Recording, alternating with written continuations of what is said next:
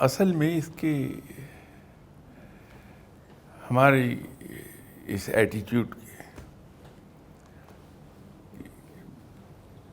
اس کی ایگزامپل یوں دی جا سکتی ہے کہ کبھی آپ دیکھیے ایک ویلڈر کو، وہ پائپ ویلڈ کر رہا ہے، ویلڈنگ اس پوائنٹ پر وہ کرتا ہے، لیکن اس نے کلیمپ کیا ہوتا ہے پائپ کو کافی فاصلے پہ، پھر دوسرا، پھر تیسرا، تقریباً 20 فٹ کا وہ بن جائے گا، اس لیے کہ اسے اچھی طرح سے معلوم ہے کہ جب میں اس اسپاٹ پر ویلڈنگ کروں گا تو سٹریسز ڈیولپ ہوں گے یہاں پر، اور ان جگہوں کو وہ کلیمپ کر دیتا ہے تاکہ پائپ ٹیڑھا نہ ہونے پائے۔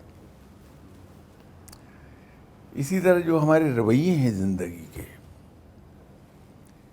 ان کے ڈانڈے کہیں اور مل رہے ہوتے ہیں، واہ، بہت خوبصورت ہے، ہم ڈھونڈتے کہیں ہیں۔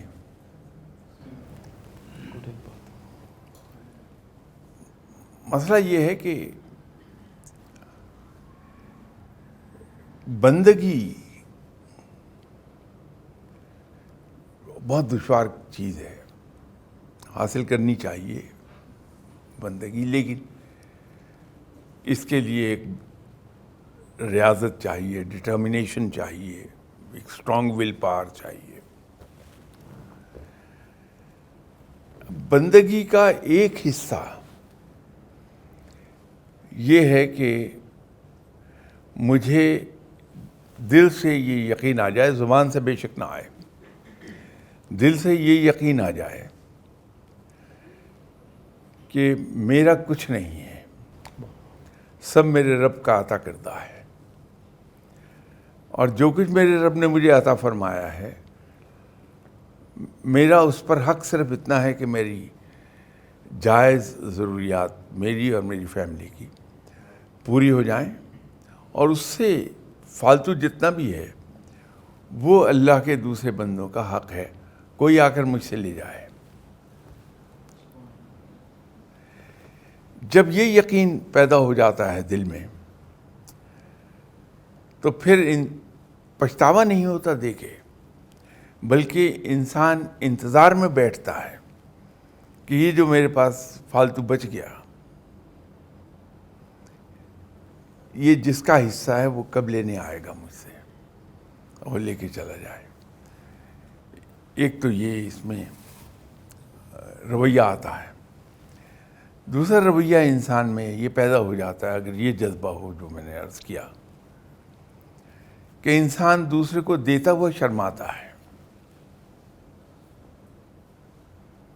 وہ آنکھیں نہیں ملاتا، جو لے رہا ہے اس کے ساتھ آنکھیں نہیں ملائے گا، وہ آنکھیں جھکا کے جناب حضرت علی کرم اللہ وجہہ کی سنت پہ عمل کرتا ہے کہ دیتے ہوئے بہانے سے منہ دوسری طرف پھیر کر دے دیا کہ لینے والا شرمندہ نہ ہونے پائے کہ میں نے کچھ لیا ہے۔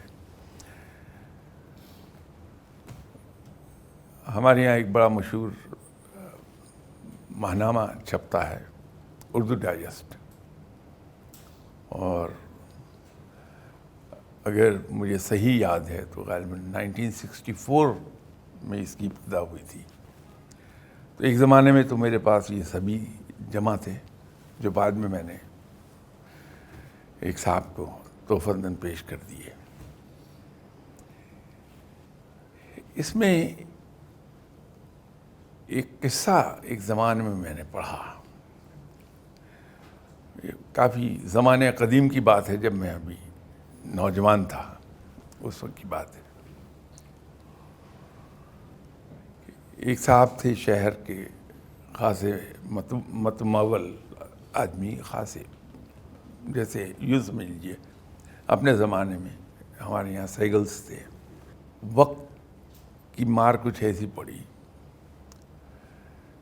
کہ ان کا کاروبار تباہ ہو گیا، لیکن بھرم قائم رکھے ہوئے تھے اپنا۔ تو جب یہ کاروبار ان کا اچھا تھا تو انہوں نے اپنے ہم پلہ لوگوں میں اپنی بیٹی کی انگیجمنٹ کر دی تھی، بات طے کر دی تھی۔ کاروبار تباہ ہو گیا، بھرم قائم رکھے ہوئے تھے۔ تو جب کافی وقت گزر گیا تو لڑکے والوں نے زور دینا شروع کیا کہ بیٹی کی شادی کریں. اندر کے احوال تو انہیں پتہ تھے میرے پاس کچھ نہیں ہے. تو جب پریشر زیادہ بڑھ گیا تو انہوں نے سوچا کہ فلاں آدمی میرا بچپن کا دوست ہے, اس کے پاس جاتا ہوں تو وہ میری مدد بھی کر دے گا اور کسی کو بتائے گا بھی نہیں کہ میں نے ادھار لیا ہے. ان صاحب کے پاس گئے اور جا کے کہا کہ مجھے کچھ ضرورت ہے پیسوں کی. اپنا حال بتا دیا اور یہ بھی کہہ دیا کہ میں نے بیٹی کی شادی کرنی ہے تو یہ رقم چاہیے, دے دو. ان صاحب نے کہا یہ رقم تو بہت بڑی ہے, میرے پاس تو اتنا پیسہ نہیں ہے. تو یہ مایوس ہوئے تو اس نے کہا کہ 1 منٹ ٹھہر جائیے, فلاں جگہ پر ایک بزرگ رہتے ہیں, اللہ کے بڑے نیک بندے ہیں, تو وہ اتنی خاموشی سے مدد کرتے ہیں ہر ایک کی کہ کسی کو کبھی وہم بھی نہیں ہوتا کہ یہاں سے مدد لی گئی ہے. تو آپ ایسا کر لیں, وہاں چلے جائیں ان کے پاس اور میرا ریفرنس انہیں دے دیں کہ میں نے بھیجا ہے اور آپ کو یہ رقم چاہیے اتنی, تو وہ دے دیں گے. تو یہ صاحب وہاں چلے گئے, جا کے دروازے پر نوک کیا تو اندر سے ایک بہت ہی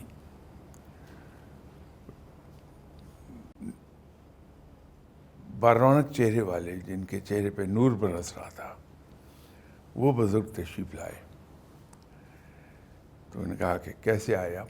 تو انہوں نے بتایا جی کہ فلاں صاحب ہیں آپ کے جاننے والے, وہ میرے بچپن کے دوست ہیں. کہ جی صحیح ہے. تو انہوں نے مجھے آپ کے پاس بھیجا ہے, مجھے کچھ رقم کی ضرورت ہے. تو پوچھ لیا کہ کتنے پیسے. تو انہوں نے وہ اماؤنٹ بتائی جو خاصی ہیوی تھی. تو وہ اماؤنٹ سن کے برہم ہو گئے وہ بزرگ, اور ان کو بے نقط سنا دی. تو یہ بیچارے بڑے افسردہ دل سے وہاں سے آئے. تو خیال آیا کہ دوست نے بڑے مان کے ساتھ مجھے وہاں بھیجا تھا کہ یہ مدد کر دیں گے تو میں انہیں بتاؤں تو کہ وہ بزرگ کیسے ہیں. تو اپنے دوست کے پاس گئے اور جا کے انہوں نے کہا کہ آپ نے جہاں بھیجا تھا انہوں نے تو مجھے بے عزت کر کے گھر سے نکال دیا. کہا کہ ایسے آدمی نہیں ہیں, آپ یہ ذرا بتائیے کہ انہوں نے کہا کیا آپ کو؟ تو انہوں نے کہا کہ یہ الفاظ مجھے کہے گئے ہیں. تو کہنے لگے 1 منٹ رکیے, آپ کے جاتے ہی ایک صاحب آ گئے تھے, وہ مجھے اتفاق سے اتنی ہی رقم دے گئے ہیں جتنی آپ کو چاہیے. تو اندر گئے, لا کے وہ رقم ان صاحب کی خدمت میں پیش کر دی کہ یہ لے لیجیے. انہوں نے اپنی بیٹی کی شادی کر دی. کچھ عرصے کے بعد ان کے حالات ٹھیک ہو گئے. تو سب سے پہلا کام انہوں نے کیا کہ پیسے لیے, جتنی رقم لی تھی ان سے, اور اپنے دوست کے پاس گئے. تو نوک کیا, دوست باہر آیا تو وہ زار و قطار رو رہا تھا آنسوؤں سے. تو یہ رقم دینا تو بھول گئے. تو کہا کہ ہوا کیا تمہیں, کیا ہے؟ انہوں نے کہا کچھ نہیں, آپ کو یاد ہوگا ایک بزرگ کے پاس میں نے بھیجا تھا, آج ان کا انتقال ہو گیا, تو میں اس لیے رو رہا ہوں. تو انہوں نے اپنے تجربے کے پیش نظر فوراً کہا کہ شکر کرو ایک ایسا آدمی دنیا سے اٹھ گیا جو ضرورت مندوں کو بے عزت کرتا تھا. تو ان کے دوست نے کہا کہ ایسا نہ کہیں آپ. اصل میں ان کی رقوم میرے پاس پڑی رہتی تھیں اور ہمارے درمیان کوڈز مقرر تھے. تو جب آپ نے مجھے بتایا کہ انہوں نے گھر سے نکال دیا ہے مجھے, تو میں نے آپ سے ہی پوچھا تھا کہ الفاظ کیا کہے تھے انہوں نے. تو آپ نے ریپیٹ کیے کہ یہ الفاظ تھے. تو اس کا مطلب یہ تھا میرے لیے کہ ان صاحب کو جتنی ضرورت ہے وہ رقم انہیں دے دو, اگر یہ لوٹا سکے تو ٹھیک ہے, ورنہ میں نے معاف کر دیا انہیں. تو یوں جو اندر سے رقم میں لے کر آیا تھا وہ انہی کی تھی. تو وہ یہ اس لیے کرتے تھے کہ جس کی میں نے مدد کی ہے راہ گلی اگر مل جائے تو وہ شرمندہ نہ ہو کہ میں نے اس کی مدد کی ہے. تو یہ سلسلہ تھا. ان کے عظمت کے مینار آیا کرتے تھے, اس میں یہ قصہ تھا. میرا خیال ہے 1966 میں پڑھا تھا میں نے.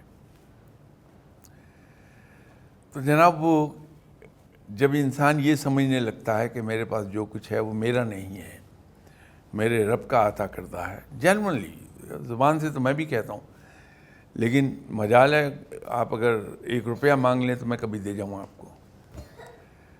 تو دل میں یہ یقین ہو, زبان سے بے شک نہ کہے آدمی, تو پھر وہ رویہ آ جائے گا. اور یہاں میں نے ایک دن سخی کی وہ ڈیفینیشن عرض کی تھی جو فقیروں کے یہاں ہے. ویسے تو ہم لمبی چوڑی ڈیفینیشن دیتے ہیں, لمبا کہ ایسا ایسا ایسا. وہ ایک سینٹنس میں فقیر لوگ ایک سینٹنس میں ڈیفینیشن دیتے ہیں کہ سخی وہ ہے کہ لیتے وقت اسے تھوڑی چیز بھی زیادہ لگے اور دیتے وقت زیادہ چیز بھی تھوڑی لگے, وہ سخی ہے. تو پھر آدمی میں یہ صفت پیدا ہوتی ہے کہ دیتا جاتا اور یہ سمجھتا کہ نہیں اب اس کو تھوڑا دیا میں نے,